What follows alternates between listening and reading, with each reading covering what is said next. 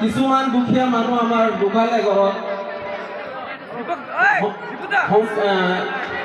টকাৰ অভাৱত সিহঁতে অলপ অসুবিধা পায়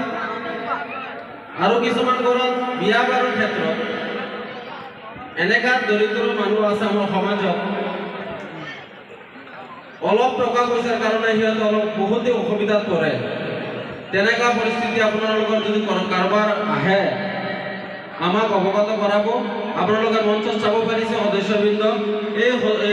সমিতিৰ সভাপতি হ'ল শামছুল হক পলাৰবস্তি আৰু সম্পাদক হ'ল আমাৰ সন্মানীয় সোনিয়া দা ননকে পলাৰবস্তি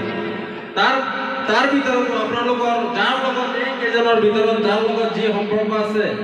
যি চিনাকি আছে সেই হিচাপে আপোনালোকে আমাক অৱগত কৰাব আমি নিশ্চয় অনাগত দিনত